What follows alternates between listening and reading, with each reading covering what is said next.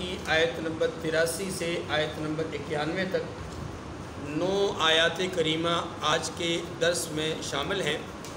ان آیات کریمہ میں اللہ تبارک و تعالی نے چند باتیں سمجھائی ہیں اور ان کو مختصر الفاظ میں سمجھنے کی کوشش کریں گے۔ پہلی بات، اللہ تبارک و تعالی نے انبیاء علیہم الصلاۃ کی دعوت توحید، جس کا تذکرہ پچھلی آیات میں ہمارے سامنے آیا کہ انبیاء کبھی بھی غیر اللہ کی پوجا کی دعوت نہیں دے سکتے۔ وہ جب بھی انہوں نے دعوت دی ہے، جتنی دعوت دی ہے وہ توحید کے لیے دی ہے، اللہ کی وحدانیت کے لیے دی ہے۔ ایک تو یہ بات سمجھائی گئی تھی۔ دوسرا، میثاق انبیاء خاص و عام کا ذکر کر کے اب ان دونوں باتوں کے تناظر میں جو بات پہلی سمجھائی وہ یہ سمجھائی کہ اے لوگو، کیا تم اللہ کے دین کو چھوڑ کر کسی اور دین کی خواہش رکھتے ہو؟ اللہ کا دین چھوڑ کر غیر مذہب کو، غیر ملت کو یا غیر کسی دین کو اپنانے کی کوشش کرتے ہو؟ یہ درست بات نہیں۔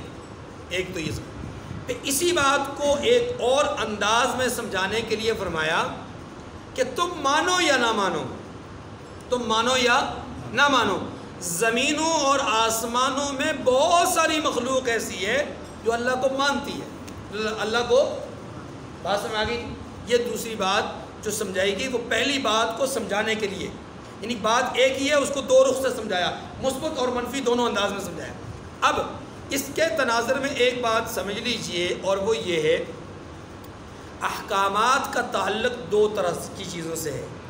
ایک وہ حکم ہوتے ہیں جو تکوینی ہوتے ہیں، نمبر دو وہ حکم جو تشریعی ہوتے ہیں۔ دونوں کا فرق سمجھاتا ہوں۔ دیکھیے، ایک آدمی صحیح سالم تھا، تندرست تھا، صحت مند تھا، اللہ تعالیٰ نے اس کے لیے بیماری کا حکم بھیجا، وہ بیمار ہو گیا، بیمار، اب وہ بیماری کی حالت میں ہے اور بیماری کی اس اللہ کے حکم کو مان رہا ہے، بیماری والے اللہ کے حکم کو، لیکن یہ جو اس کا بیماری کے حکم کو ماننا ہے اپنے اختیار سے نہیں ہے۔ کوئی آدمی اپنی چاہت سے بیمار نہیں ہوتا ہے کہ نہیں؟ اچھا، موت آتی ہے، موت آتی ہے، یہ اللہ کا ایک حکم ہے، انسان کو وہ حکم ماننا پڑتا ہے، لیکن یہ اس کی چاہت نہیں ہے۔ یا چاہت ہے؟ چاہت نہیں۔ بڑھاپا آتا ہے، اللہ کا حکم ہوتا ہے، انسان کو ماننا پڑتا ہے۔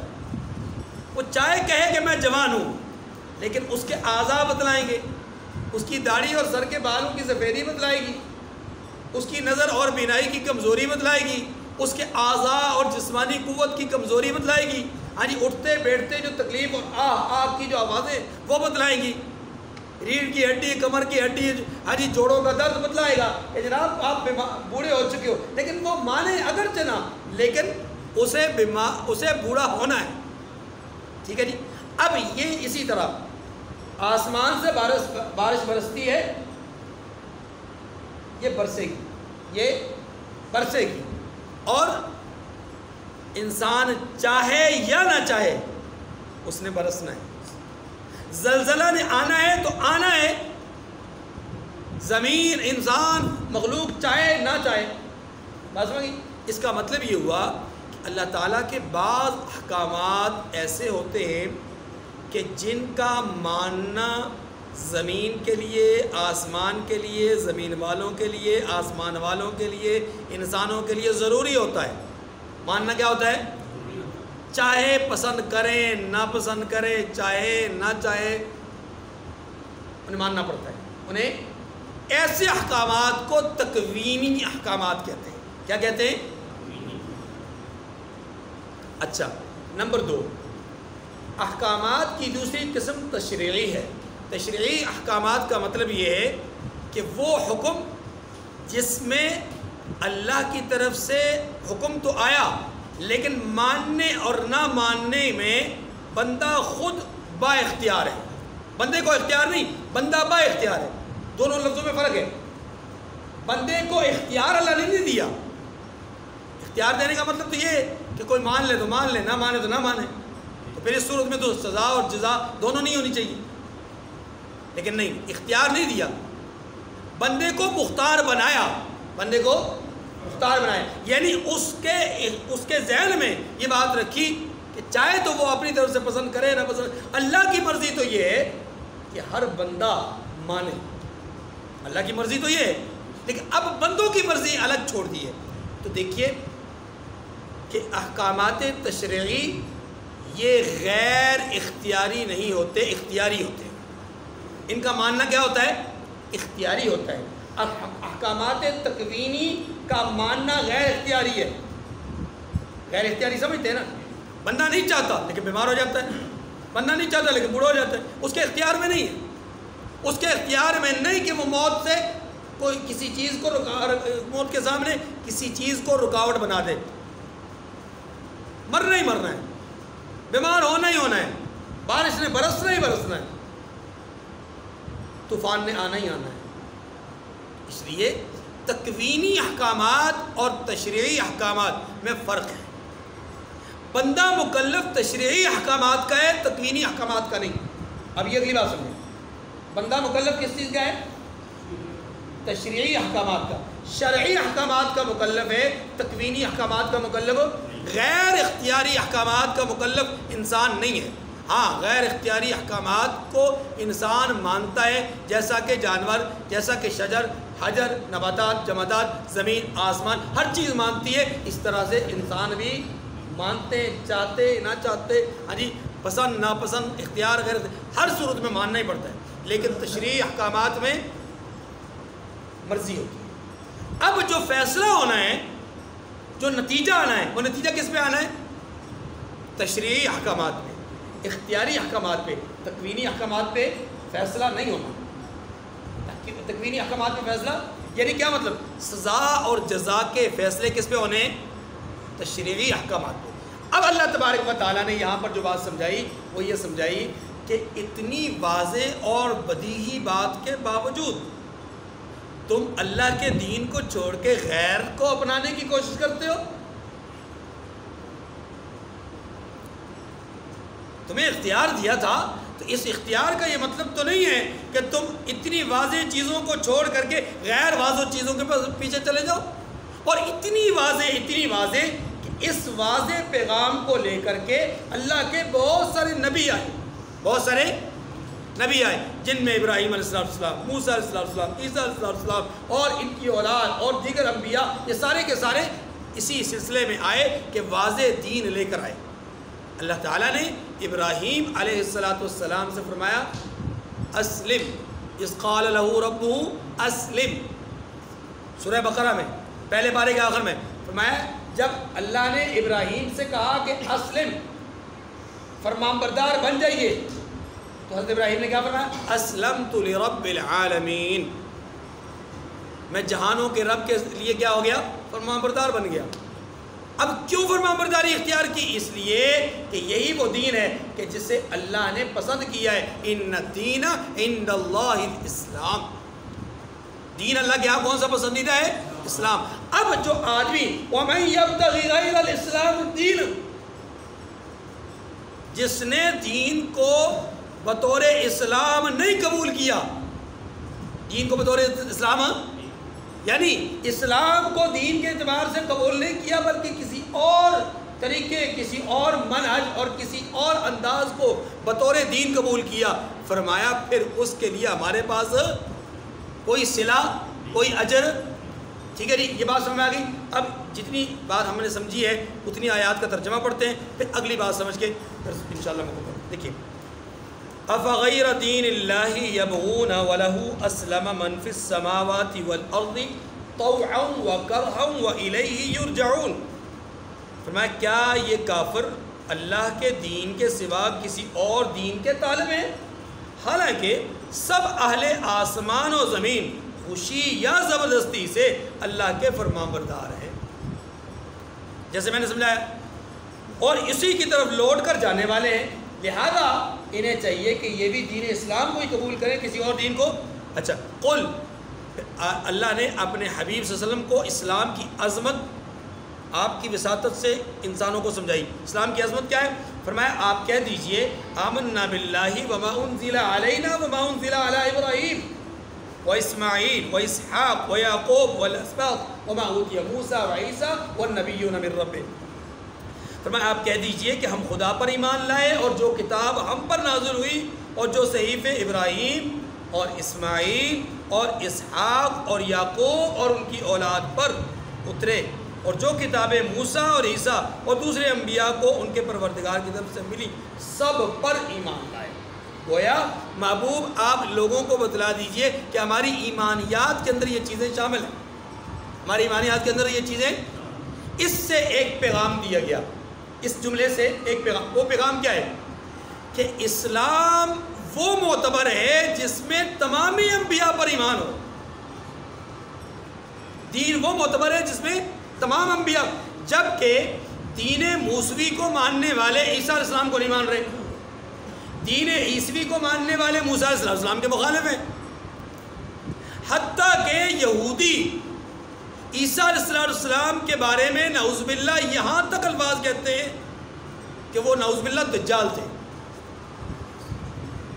اس قدر کریہ نظر عقائد اور نظریات ان کے موجود ہیں، جبکہ مسلمانوں کے حوالے سے گئے مسلمانوں کو یہ بتلایا گیا کہ آپ کا ان تمام صحیفوں اور آسمانی کتابوں پر ایمان رکھنا ضروری ہے کہ جو اللہ نے اتاری ہے۔ اب سوال پیدا ہوتا ہے کہ اس دنیا میں انجیل کی تقریباً 6 اقسام ہیں، انجیل کی تقریباً کوئی متی ہے، کوئی یوحنا ہے، کوئی لوقا ہے، کوئی موقس ہے، ہاں جی کوئی انجیل ہے، کوئی انجیل پر نواز ہے، ہاں جی مختلف۔ اب یہ ساری قسمیں کیا ان کو ماننا ضروری ہے یا یہودیوں کے پاس موجود تورات کی بدلی ہوئی شکل کو ماننا ضروری ہے کہ جس تورات کے اندر اب زبور اور سارے وہ مکس ہو کر کے انہوں نے ایک مطلب بنایا ہوا ہے، کیا اس دعائیہ اور معصورہ معاملے کو ماننا ضروری ہے؟ جواب اس کا یہ ہے کہ نہیں۔ ہم نے ماننا کیا ہے؟ ہم نے ماننا یہ ہے کہ اللہ تعالیٰ نے جو صحیفے انبیاء پر نازل کیے، جو آسمان سے کتابیں اللہ نے اتاری، ہمارا ان سب پر ایمان ہے، ہمارا ان سب پر، ہمارا ان پر ایمان نہیں، ہمارا ان پر ایمان ہے جو اللہ نے اتاری، یہ ہے ایمان۔ ایک بات۔ دوسری بات، تمام انبیاء کو ماننا، گویا آسمانی کتابوں کو ماننا، کتابوں کے ساتھ انبیاء کو ماننا، اور تیسری بات آمنا باللہ، آمنا اللہ پر ایمان لانا۔ یہ 3 باتیں ایمانیات میں ذکر کر کے کیا فرمایا؟ اگلی بات لا نفرق بین احد منہم، لا نفرق بین احد، یہ وہ جملہ ہے جو مسلمانوں کی شناخت کو دیگر تمام مذاہب سے جدا کر دیتا ہے۔ کیوں؟ اس لیے کہ مسلمان تمامی انبیاء کو، تمامی آسمانی کتابوں کو، تمام عقائد اور نظریات کو مانتے ہیں، جبکہ یہود اور نصارہ سب کو نہیں مانتے۔ اور اس وقت دنیا میں تین ہی کتابی سلسلے ہیں، یعنی 3 سلسلے ایسے ہیں کہ جن کو کتابی دین کہا جاتا ہے۔ ایک دین محمدی، دوسرا دین موسوی، تیسرا دین عیسوی۔ فرمایا کہ ہم ان پیغمبروں میں سے کسی میں کچھ فرق نہیں کرتے، وَنَحْنُ لَهُ مُسْلِمُونَ، اور ہم اسی اللہ وحدہ لا شریک کے فرمان بردار ہیں۔ اب اگلی بات فرمایا، جو آدمی دنیا میں دین کو قبول نہیں کرتا، یعنی دین اسلام کو قبول نہیں کرتا، کیا اس کے لیے آخرت میں کوئی اجر ہے؟ اللہ پاک فرماتے ہیں اس کے لیے کوئی اجر نہیں، نہ اس کے اعمال کا، نہ اس کے نظریات کا، نہ اس کے عقائد کا، نہ اس کے افکار کا، نہ اس کے عمل کا، کردار کا، کسی چیز کا کوئی اثر نہیں۔ اس سے معلوم یہ ہوا کہ ایمان بہت بڑی نعمت ہے، ایمان، اور ایمان بھی ان عقائد اور نظریات پر جو رسول اللہ صلی اللہ علیہ وسلم نے امت کو دیے۔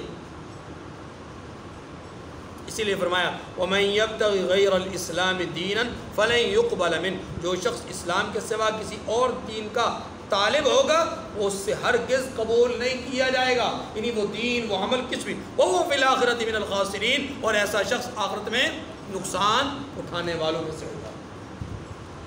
اللہ پاک پھر وجہ بیان فرماتے ہیں کیسے ہم ان کو فائدہ دیں، کیسے ہم ان کو نقصان نہ پہنچائیں۔ کیف یہدی اللہ قوما کفروا بعد ایمانہم وشہدوا ان الرسول حق وجاءہم البینات واللہ لا یہدی القوم الظالمین۔ اس آیت کا اور اس کے بعد کی 2 آیتوں کا سمجھنا، ایک جملہ 1-2 باتیں سمجھ لیں آپ کے پاس۔ دیکھیے رسول اللہ صلی اللہ علیہ وسلم کی بعثت سے پہلے، آپ کے علم میں صرف اشارہ کر رہا ہوں، رسول اللہ صلی اللہ علیہ وسلم کی بعثت سے پہلے یہود اور نصارہ آپ صلی اللہ علیہ وسلم کی قسمیں کھایا کرتے تھے اور آپ کے بارے میں کہا کرتے تھے کہ جب وہ مبعوث ہوں گے ہم دوسرے لوگوں سے آگے بڑھ کر ایمان قبول کریں گے۔ پھر آپ کی علامات اور آپ کی نشانیاں ان کو معلوم تھیں اور ان نشانیوں اور ان علامات کو لوگوں کے سامنے بیان کیا کرتے تھے۔ اچھا، انہی علامات اور نشانیوں کے مطابق وہ تیاریوں میں بھی تھے۔ آپ جانتے ہیں نا ابو ایوب انصاری رضی اللہ عنہ کا وہ جو گھر جہاں پر رسول اللہ صلی اللہ علیہ وسلم نے آ کر سب سے پہلے آپ نے قیام فرمایا 15 دن تک تقریباً، یہ گھر ایک زمانے سے حضور صلی اللہ علیہ وسلم کے لیے ہی چلا آ رہا تھا۔ بات سمجھے؟ تو یہ جو ایک تیاری تھی، پورا ایک پروسیس تھا ان کے ذہنوں میں، ان کی کتابوں میں، ان کے نظریات میں، ان کے سلسلے میں، وہ سارا تھا۔ اب جب حضور تشریف لے آئے، علامات بھی پائی گئی، نشانیاں بھی دیکھی گئی، تو کیا کیا انہوں نے صرف حسد اور بغض کی وجہ سے انکار کر دیا۔ انکار، اب اللہ تعالیٰ نے اسی بات کو مد نظر رکھتے ہوئے فرمایا کہ جن کا انکار ہی حسد اور بغض کی بنیاد پہ ہو، اللہ ایسے لوگوں کو ہدایت کیوں دے؟ بس میں اب ترجمہ پڑھی، فرمایا کیف یہدی اللہ قوما کفروا بعد ایمانہم، اللہ کیسے ہدایت دے، ہاں کیسے اللہ رہنمائی کرے ان لوگوں کی جو ایمان لانے کے بعد کافر ہو گئے، ایمان لانے کے بعد کافر ہو گئے۔ وَشَهِدُوا أَنَّ الرَّسُولَ حَقٌّ وَجَاءَهُمُ الْبَيِّنَاتُ، اور پہلے اس بات کی گواہی دے چکے ہیں کہ یہ پیغمبر برحق ہے، وَجَاءَهُمُ الْبَيِّنَاتُ، اور ان کے بعد دلائل بھی آ گئے، وَاللَّهُ لَا يَهْدِي الْقَوْمَ الظَّالِمِينَ، اور اللہ بے انصافوں کو ہدایت نہیں دیتا۔ ایک تشریح تو یہ ہے جو میں نے ابھی کی ہے۔ اچھا، دوسرا اسی آیت کریمہ اور اس کے بعد والی دونوں آیات کریمہ، چونکہ ان کا تعلق دونوں چیزوں کے ساتھ ہے، وہ کیا ہے کہ اس کے پس منظر میں مفسرین نے کچھ واقعات لکھے ہیں۔ ایک تو یہی بات ہے جو میں نے آپ کو سامنے عرض کی۔ اچھا، کچھ واقعات لکھے، مثلا ایک وہ واقعہ، اس قسم کے واقعات جو ہم پیچھے پڑھ چکے کہ یہود اور نصارہ نے آپس میں مشورہ کیا، تدبیر اختیار کی، ہم میں سے کچھ لوگ ایسے ہیں کہ جو صبح کے وقت میں مسلمان ہو جائیں اور شام کے وقت میں کیا ہو جائیں؟ کافر۔ اس سے فائدہ کیا ہوگا؟ اسلام کی تقویت کو ضعف ملے گا، کمزوری ملے گی، لوگوں کے اندر شک اور تردد پیدا ہوگا۔ اب صبح کا ایمان لانا، شام کو کافر بن جانا، اس کی طرف اشارہ کیا کہ اب یہ لوگ کیسے مزید ہدایت یافتہ ہوں گے کہ انہوں نے اسلام کے لطف کو، اسلام کے مزے کو چکھا بھی، زبان سے اقرار بھی کیا کہ یہ نبی برحق ہے، یعنی کلمہ شہادت پڑھ لیا، مسلمان ہو گئے، پھر کافر ہو گئے۔ پھر ایک نمبر 2، اس سے مراد منافقین ہیں جن کا ظاہر کلمہ اسلام بولتا ہے لیکن جن کا من اور باطن کیا ہے؟ اسلام کے اگینسٹ چل رہا ہے۔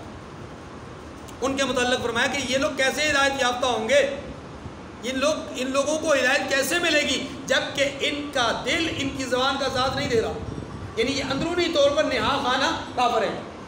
2، نمبر 3، ابن خطل، مکہ مکرمہ سے ایک آدمی تھا، آیا اور آ کر اس نے اسلام کو قبول کیا، اور اسلام قبول کرنے کے بعد رحمت دو عالم صلی اللہ علیہ وسلم نے کچھ عرصے کے بعد اس کے ساتھ ایک اور ساتھی ملا کر کے ان دونوں کو بھیجا کسی علاقے میں صدقات کی وصولی کے لیے، صدقات کی وصولی کے لیے۔ اب یہ دونوں گئے، وہ جو دوسرا ساتھی تھا وہ نسبتاً کمزور تھا، تو یہ راستے میں ساری خدمت وغیرہ ابن خطل اسی سے لیا کرتا تھا، وہ پکا مخلص مومن تھا، اب توجہ، چلتے چلتے ایک جگہ پر پڑاؤ ڈالا تو وہاں اس کو کہا کہ کھانا بنا لو، تیار کرو۔ اب وہ جو دوسرے ساتھی تھے وہ کھانا تیار کرنے لگے، لیکن ان کا کھانا تیار کرنے میں وقت زیادہ صرف ہو گیا اور وقت زیادہ لگ گیا۔ یہ تیش میں آیا ابن خطل اور اس نے اس ساتھی کو شہید کر دیا۔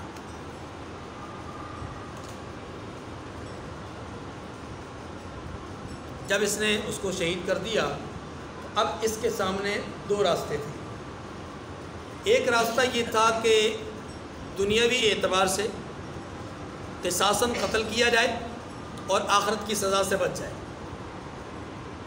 اور دوسرا راستہ یہ تھا کہ دنیاوی سزا سے بچ کر آخرت کی ابدی اور دائمی سزا لے لے۔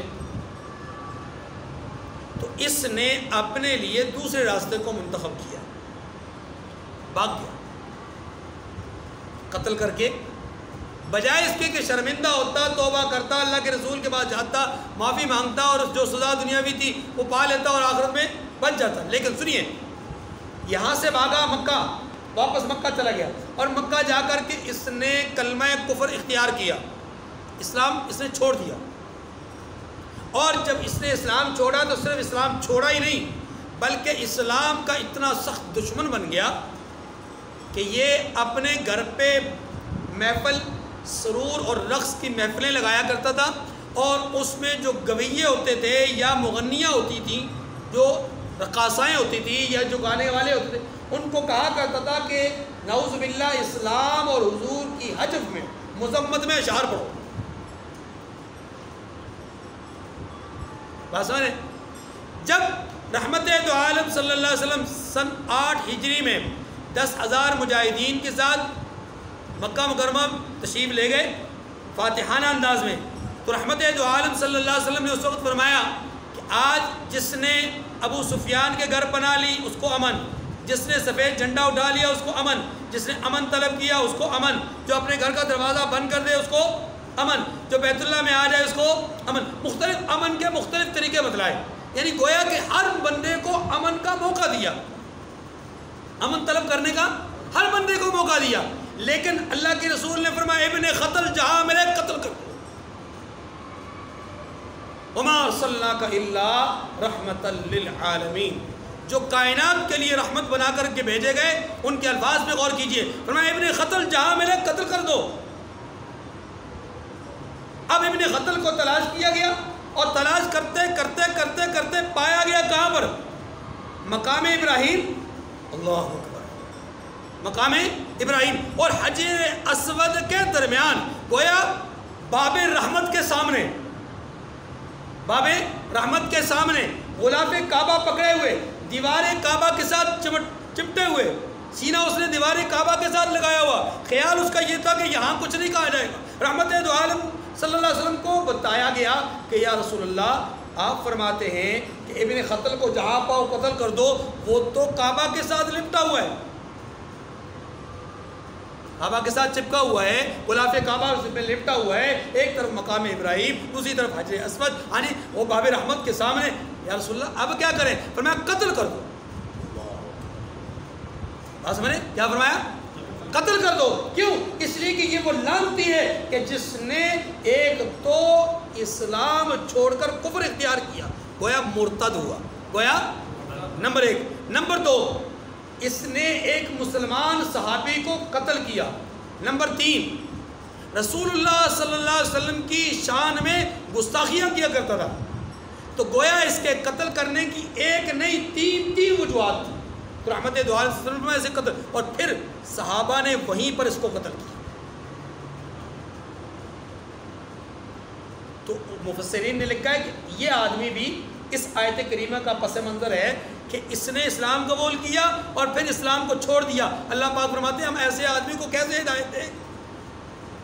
ایسے اور بھی کئی واقعات ہیں، ٹھیک ہے جی۔ اب دیکھیے فرمایا کیف یہدی اللہ قوما کفروا بعد ایمانہم، اللہ ایسے لوگوں کو کیوں ہدایت دے جو ایمان لانے کے بعد کافر ہو گئے اور پہلے اس بات کی گواہی دے چکے کہ یہ پیغمبر پر حق ہیں اور ان کے پاس دلائل بھی آ گئے ہیں، لیکن پھر کفر اختیار کیا تو فرمایا واللہ لا یہدی القوم الظالمین، اللہ بے انصافوں کو ہدایت. گویا اسلام کو ترک کرنا ظلم ہے. اسلام کو ترک کرنا کیا ہے؟ ٹھیک ہے. آگے فرمایا اولئک جزاؤہم ان علیہم لعنۃ اللہ والملائکۃ والناس اجمعین خالدین فیہا لا یخفف عنہم العذاب ولا هم ینظرون. یہ ان کی سزا بیان کی جا رہی ہے. فرمایا ان لوگوں کی سزا یہ ہے کہ ان پر اللہ کی لعنت. اللہ کی لعنت کا مطلب کیا ہوتا ہے؟ اللہ کی رحمت سے دور ہونا. اللہ کی رحمت سے، تو یہ لوگ اللہ کی رحمت سے دور، اللہ خود فرماتے ہیں. اچھا، فرشتوں کی اور انسانوں کی سب کی لعنت ہو. بھائی رحمت تو اللہ کی ہے جس سے دور کر دیا گیا، اب فرشتے کیا لعنت کر رہے ہیں اور انسان کیا لعنت کر رہے ہیں؟ اس کا جواب یہ، انسان اور فرشتے اس کے لیے اللہ سے مانگتے ہیں کہ یا اللہ اس آدمی کو اپنی رحمت سے دور کر دے، اور اللہ لعنت بھیجتے ہیں کا مطلب کیا ہے؟ اللہ پھر اسے اپنی رحمت سے دور کر دیتے ہیں. گویا یہ مانگتے ہیں اور اللہ عطا فرماتے ہیں. ٹھیک ہے، دونوں طرف لعنت کا معنی یہ ہوگا. آگے فرمایا خالدین فیہا، ہمیشہ اس لعنت میں رہیں گے. لا یخفف عنہم العذاب ولا هم ینظرون، ان سے نہ تو عذاب ہلکا کیا جائے گا اور نہ ہی انہیں مہلت دی جائے گی. یہ تو ہے اصل حکم. لیکن پھر آگے ایک بات ہے، دیکھیے اگر کوئی آدمی مرتد ہو جانے کے بعد، اگر کوئی جیسے یہ مرتد بن گئے، اگر کوئی آدمی مرتد ہونے کے بعد شرمندہ ہو جاتا ہے، توبہ طائب ہو جاتا ہے اور اپنے گناہ پر نادم ہو جاتا ہے، تو کیا اس کی توبہ قبول کی جائے گی؟ اسی کا جواب دیا الا الذین تابوا. یہ جو ظلم کرنے والے لوگ ہیں، دائرہ اسلام سے نکلنے والے لوگ ہیں، اگر یہ انہوں نے اس کے بعد توبہ کر لی، من بعد ذلک واصلحوا، اور اپنی حالت کو درست کر لیا، اپنی حالت بھی درست کر لی، فإن اللہ غفور الرحیم، تو بے شک خدا بخشنے والا مہربان ہے. کیا مطلب؟ مطلب یہ کہ ان کی توبہ قبول کی جائے گی. ان کی توبہ، دیکھیے کتنا مہربان رہا ہے، کتنا مہربان. دنیا کا قانون یہ کہ ایک آدمی ایک دفعہ بغاوت اس پر ثابت ہو جائے، اس کی توبہ قبول نہیں کی جاتی، اس کی معافیاں نہیں قبول کی جاتی، اس کی درخواستیں قبول نہیں کی جاتی، اسے پھانسی لٹکا دیا جاتا ہے. کہ یہ کون ہے؟ غدار ہے. یہ کون ہے؟ غدار کی سزا دنیا میں صرف ایک ہی ہے، اور وہ کیا ہے؟ موت. اس کو مہلت نہیں دی جاتی. لیکن اللہ کیا فرماتے ہیں؟ او میرے غداروں، او میرے دین سے بغاوت کرنے والوں، میرے مذہب اور میرے دین کی ناقدری کرنے والوں، اگر تم ناقدری کر کے بھی، بغاوت کر کے بھی، غداری کر کے بھی شرمندہ ہو جاؤ نا، 2 قطرے آنسو کے بہا دو، دل سے اس بات پر ندامت کا اظہار کر دو کہ ہم نے برا کیا ہے، ہم ایسی حرکت آئندہ نہیں کریں گے، اے اللہ معافی مانگتے تمہیں غفور بھی ہو رہا ہے، بخش دو، کر کے تو دیکھو. ٹھیک ہے جی، یہ بات ختم ہو گئی. اب اللہ اکبر، اس کے بعد جو مسئلہ سمجھایا گیا اس کو لفظ میں ذرا سمجھ لیجئے. وہ کیا ہے کہ اگر کوئی آدمی اسلام کو قبول کر کے ترک کرتا ہے اور پھر ترک کر لیتا ہے اور پھر اس پر نزع کی کیفیت طاری ہو جاتی ہے اور وہ اسلام کی طرف مائل نہیں ہوتا، اس سے پہلے اسلام کی طرف مائل، نزع کی کیفیت طاری ہوتی ہے، تو اب اگر توبہ کرنا چاہتا ہے، اللہ فرماتے ہیں اب اس کی توبہ قبول. یعنی گویا کہ توبہ کی قبولیت کا جو ایک معاملہ ہے وہ کیا ہے؟ رسول اللہ صلی اللہ علیہ وسلم نے فرمایا کہ باب التوبۃ مفتوح، کہ توبہ کا دروازہ کھلا ہوا ہے اور کھلا رہے گا. کب تک؟ یہاں اس وقت تک جب تک کہ سورج مغرب سے طلوع نہیں ہوتا. سورج مغرب سے، یہ عمومی بات ہے. یہ کیا ہے؟ پوری انسانیت کے، اور ہر انسان کے لیے ذاتی طور پہ کیا بات ہے؟ ہر انسان کے لیے ذاتی طور پہ بات یہ ہے کہ جب تک کہ اس کے اوپر نزع کی کیفیت نہیں طاری ہوتی اس وقت تک اس کی توبہ قبول ہوتی. لیکن یاد رکھیے جب موت کا مشاہدہ وہ کر لے پھر اگر توبہ کرے تو توبہ قبول، جیسا کہ فرعون نے توبہ کی تو اللہ نے قبول. اسی کی طرف اشارہ ہے. ان الذين كفروا بعد ایمانهم ثم ازدادوا كفرا لا تقبل توبتهم واولئك هم الضالون. جو لوگ ایمان لانے کے بعد کافر ہو گئے پھر کفر میں بڑھتے گئے، کفر میں، ایسوں کی توبہ ہرگز قبول نہیں ہوگی. اس کا مطلب سمجھ رہے ہیں؟ میں نے عرض کیا اس کا مطلب کیا ہے؟ اس کا مطلب ہے کہ نزا کی کیفیت تک پہنچ گئے پھر قبول. اگر نزا کی کیفیت سے پہلے توبہ کی تو قبول ہوگی. قبول. اچھا وَأُولَٰئِكَ هُمُ الضَّالُّونَ، اسے کہتے ہیں قرآن فہمی. توجہ، اب اگر آپ اس آیت کا صرف ترجمہ پڑھیں اور پچھلی آیت کا ترجمہ پڑھیں آپ کے سامنے دونوں باتوں میں تضاد آئے گا. نہیں سمجھ آیا؟ لیکن تضاد نہیں، تضاد ہے نا. پچھلی آیت میں کیا کہا گیا کہ جو آدمی اپنا ظلم کرے اللہ ظالموں کو ہدایت نہیں دیتا، ایک بات کہی. پھر کہا کہ ہاں اگر وہ توبہ کر لیں تو توبہ قبول ہوگی. اب پچھلی آیت میں کہا گیا کہ توبہ قبول ہوگی، اس آیت میں کیا کہا جا رہا ہے کہ جو آدمی کفر اختیار کرے گا اس کی توبہ قبول نہیں. تو دونوں باتوں میں تضاد ہے کہ نہیں ہے؟ اسے کہتے ہیں قرآن فہمی. قرآن کی بعض آیات وہ ہیں جو انسان صرف ترجمے سے نہیں سمجھ سکتا. اگر آپ نے غور کیا ہو تو آپ کو تضاد نظر آئے گا. اب اس تضاد کا حل کیا ہے؟ اس تضاد کا حل احادیث مبارکہ ہے، قرآن پاک کی دوسری آیات کریمہ، جس سے پتہ چلتا ہے کہ دو حالتیں ہیں. ایک حالت یہ ہے کہ انسان موت کی کیفیت میں جانے سے پہلے توبہ کرے، اور دوسری حالت یہ ہے کہ موت کی کیفیت میں جانے کے بعد توبہ کرے. تو دونوں حالتوں کا حکم الگ الگ ہے. اگر موت کی کیفیت میں جانے سے پہلے توبہ کرے تو پھر اوپر والی آیت ہے کہ پھر اللہ قبول کر لیں گے، اور اگر موت کی حالت میں جانے کے بعد توبہ کرے تو پھر نیچی والی آیت ہے، پھر اسے توبہ قبول. آسما کی جی اب اگلی آیت، آخری آیت ہے، اور اس یہ پارہ نمبر 3 کی آخری آیت. اور اس آیت کریمہ میں کیا سمجھایا گیا؟ ایمان کی قدر و قیمت بتلائی گئی. توجہ، ایک حدیث بیان کرتا ہوں آپ کو بات سمجھ آئے گی.